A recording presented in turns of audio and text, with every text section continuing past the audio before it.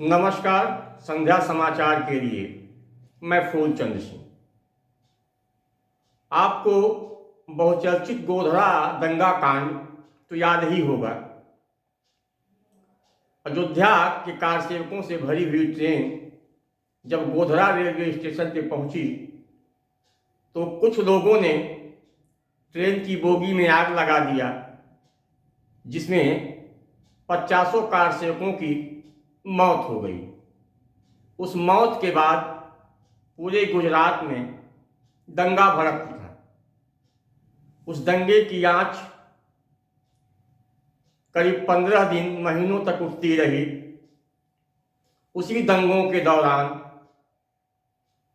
बिल्किस बानो नामक महिला के परिवार को दंगाइयों ने कुल्हाड़ी, तलवार, लाठी डंडे से मारा पीटा और महिलाओं के साथ बलात्कार किया। बिल्किस बानो के साथ भी दंगाइयों ने बलात्कार किया। उस समय बिल्किस बानो गर्भवती थी। कम से कम गैंगरेप के 3 घंटे बाद वह होश में आई। मामला कोर्ट में पहुंचा। कोर्ट ने 11 दोषियों को, 11 रेप के आरोपी दोषियों को आजीवन कारावास की सजा सुनाई। लेकिन गैंगरेप करने वाले आरोपियों पर सरकार की मेहरबानी के चलते उनकी बहुत पहले ही रिहाई हो गई और कुछ लोगों ने गैंगरेपियों का फूलमाला के साथ स्वागत किया, मिष्ठान वितरण किया। इससे पूरे देश में निराशा और आक्रोश का माहौल फैल गया। बिल्किस बानो ने भी 11 आरोपियों, दोषियों की रिहाई से हार नहीं मानते हुए सुप्रीम कोर्ट का दरवाजा खटखटाया और आज माननीय उच्चतम न्यायालय ने 11 दोषियों को एक बार फिर से 2 हफ्ते के अंदर सिलेंडर करके जेल जाने का आदेश दिया है। इस संदर्भ में कांग्रेस के वरिष्ठ नेता अधिवक्ता अभिषेक मनु सिंघवी ने क्या कहा है, आप आगे उनके विचारों को देखेंगे, सुनेंगे। हाँ, एक निवेदन है, आप हमारे इस वीडियो को लाइक करें, शेयर करें, कमेंट करें। धन्यवाद। इस सुनवाई में, और मैं जिम्मेवारी की हैसियत से कह रहा हूं, एक वकील ने नहीं, 2 वकील ने नहीं, 3 वकील ने नहीं, सैकड़ों वकीलों ने आके अभियुक्त की तरफ से नहीं, सरकार की तरफ से समय पर समय पर समय पर समय मांगने का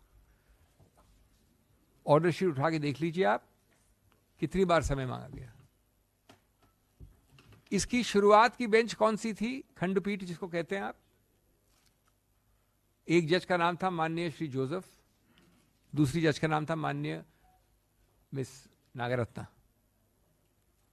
उनके सामने 1.5-2 महीने, उसमें पेश हो रहा था, मैं खुद भी था, लेकिन ऑर्डर शीट दिखाती हैं, 2 महीने तक एक चिरकाल का अनंत एडजर्नमेंट मांगने की प्रक्रिया चलती रही।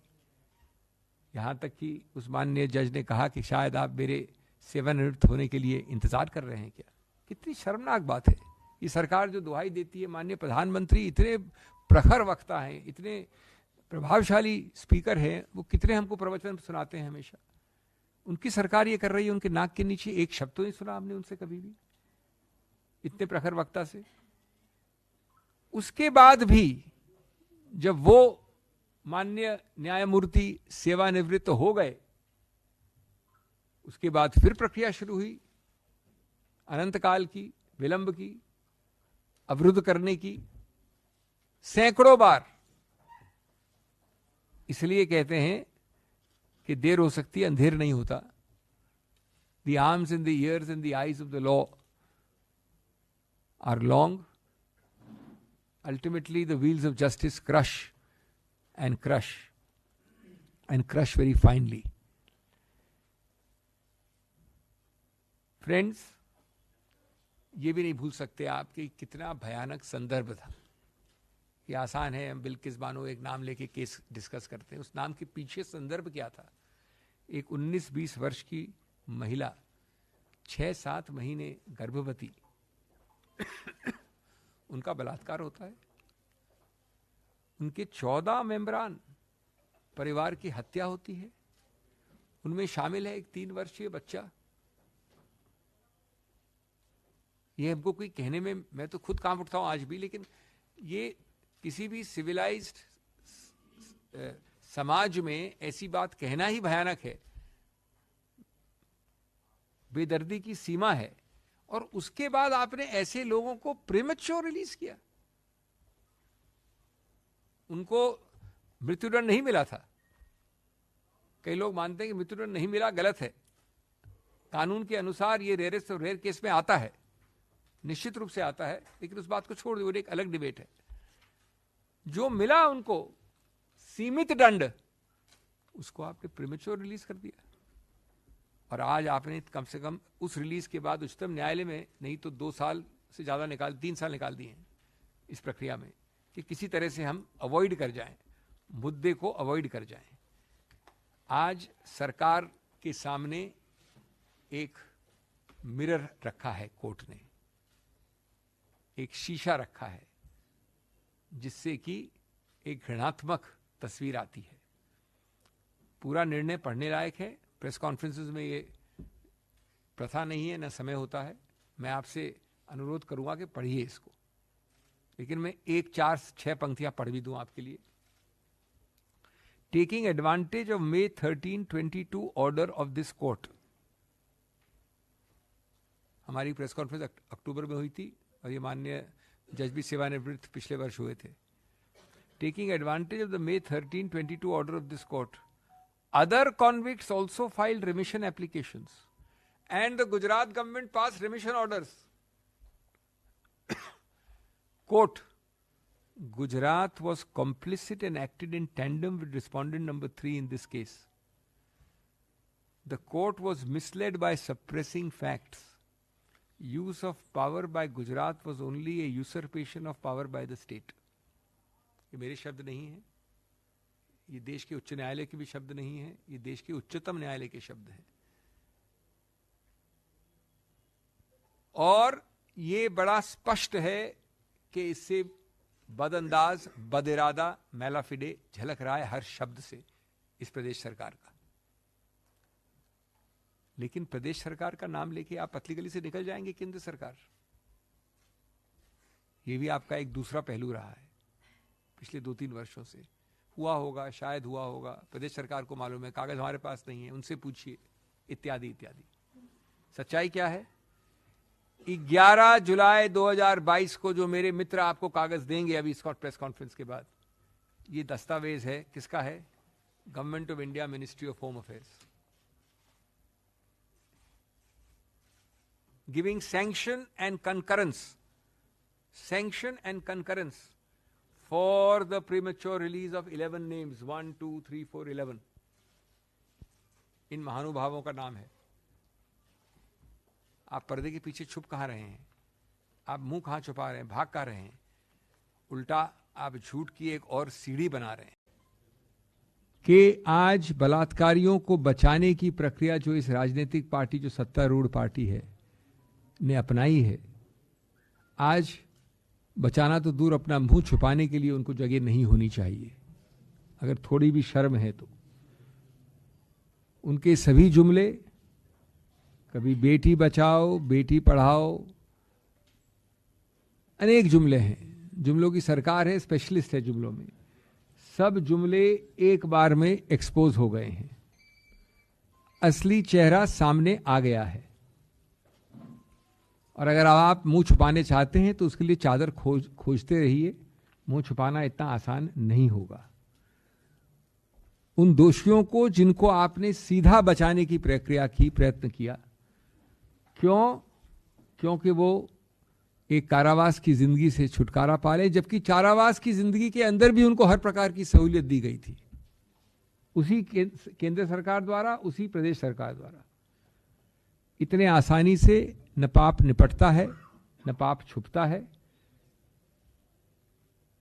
As George Orwell had said, in a time of universal deceit, even telling the truth, the simple truth, is a revolutionary act. This judgment, the content, the contours, it is a revolutionary judgment because simply speaks the truth. It shows the mirror to power, to arrogant power, to punch drunk power. मैं दोस्तों एक बात कहना चाहूंगा शुरुआत में, क्योंकि हमारी संस्थापिक स्मृति हमेशा कमजोर रहती है. हमें गर्व है कि हमारी पार्टी पहली थी और रोचक बात है कि 18 अक्टूबर 2022 को मैंने ही प्रेस कॉन्फ्रेंस ली थी, जो आपके समक्ष है. आप लोग सब थे मित्र कई उसमें से उस दिन. और उस दिन हमने कहा था कि ये जो प्रीमेच्योर रिलीज की प्रक्रिया है, ये एक ऐसा दाग है, ऐसा भद्दा दाग है बीजेपी के ऊपर, जो छुटाए नहीं छूटेगा. कितना भी प्रयत्न करेंगे छूटेगा नहीं. जो स्पिनिंग डॉक्टरिंग करेंगे, जो बार बार ये वक्तव्य देंगे, अंतिम निर्णय इसका आएगा. हमने कहा था और हमने प्रश्न भी उठाए थे उस वक्त मैं अभी की बात नहीं कर रहा हूं, अभी की बात में मैं आऊंगा अभी. लेकिन हमने उस वक्त कहा था कि आप जानबूझ के बरगला रहे हैं, बहका रहे हैं. मैं बात कर रहा हूं अक्टूबर 2022 की, जानबूझकर इसी पोडियम से. ये पार्टी पहली पार्टी थी कि आप बरगला रहे हैं, बहका रहे हैं, लेकिन आप मिनिस्ट्री ऑफ होम अफेयर्स ने शामिल होकर इसकी एक अनुमति दी थी. तब हमारे पास पूरे तथ्य नहीं थे, तब भी हमारे वक्तव्य को पढ़िए, हमने कहा था ये. आज इसका पुष्टिकरण हुआ है पूरी तरह से. और आप लोगों को बरगला रहे हैं, झुटला रहे हैं, कह के कैसा हमको पता नहीं, शायद दिया हो, शायद नहीं दिया हो, कहां है मालूम करेंगे. ये तो प्रदेश सरकार का निर्णय. ये अलग बात है कि प्रदेश सरकार भी उसी सत्तारूढ़ पार्टी की सरकार है, वो बात अलग है. लेकिन आप इस प्रकार से मुंह चुरा रहे थे. और उसके बाद क्या हम भूल गए हैं इतनी जल्दी? क्योंकि हमारी संस्थापिक स्मृति कई बार कमजोर होती है. जैसा मैंने कहा, क्या क्या शब्द इस्तेमाल हुए थे, आप ही लोगों के समक्ष थे, वो आपकी मीडिया ने प्रादुर्भाव किए उसका. संस्कारी परिवार, ब्राह्मण परिवार, ये बड़े कटु शब्द हैं, माफ करिएगा, लेकिन ये शब्द मेरे नहीं हैं, ये आपने पारदर्श किए थे. ऐसे भयानक मौके पर, और ये वो समय है जब ये हुआ प्रीमेच्योर रिलीज और आज का निर्णय, उस समय की बात कर रहा हूं मैं. फिर क्या आप भूल गए आपके अखबारों की सुर्खियों में जो फोटो छपी थी? मैं गुलदस्ते दे रहा हूं आपको, मैं आपका स्वागत कर रहा हूं, मैं एक फंक्शन कर रहा हूं, मैं बधाई दे रहा हूं. ये आपने छापा था, आपके सामने है वो, बेशर्मी से. और बार बार मांगने के बाद क्या आपने कारण दिए, वो फाइल पे छुपा के रखे अंत तक. ये हुआ एक फेज.